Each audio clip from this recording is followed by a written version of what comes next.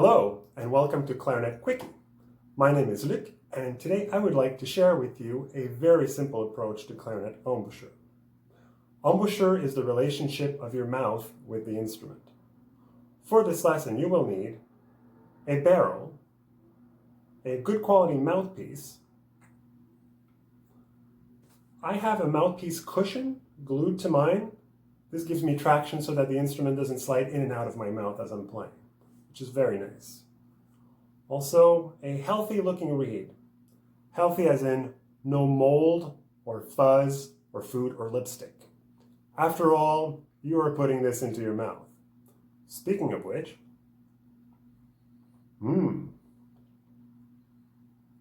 make sure you wet both ends of your reed.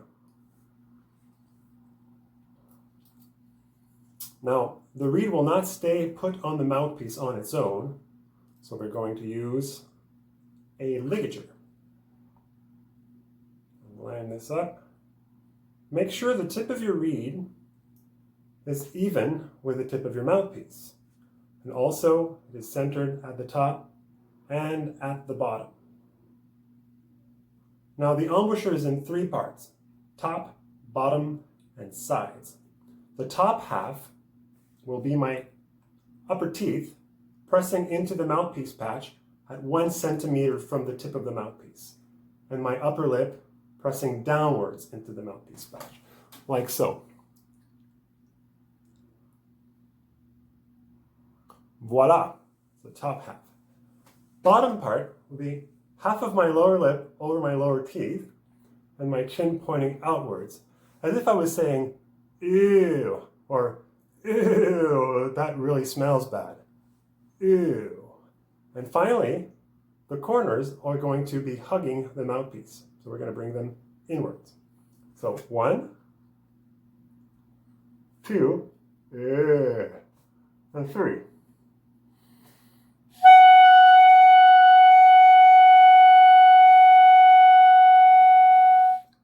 You'll know you're doing it right if you sound a beautiful concert F sharp. Concert as in, if you press an F sharp on the piano, you try to match the pitch. On the clarinet, this note will be a high G sharp.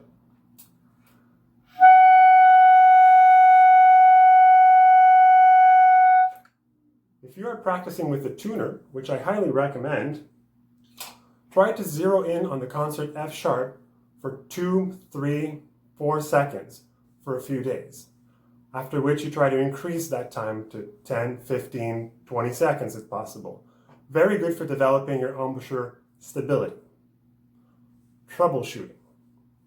If the sound is too high, you're putting too much pressure around the mouthpiece and you need to just loosen up a little bit. No clamping, no super tight embouchure. The reed needs space to vibrate. If you get no sound, it's probably because you're closing off at the tip. You see a little space between the tip of the reed and the tip of the mouthpiece. Well, if I'm clamping down on that, first of all, no sound comes out. Second of all, I feel like my whole head is going to explode. Not cool. So again, the solution here would be to loosen up a little bit.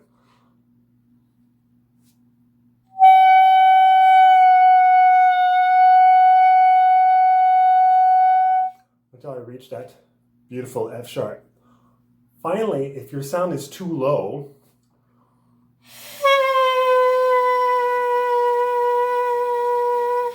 you need to emphasize the E, and you try to bring it up as much as possible.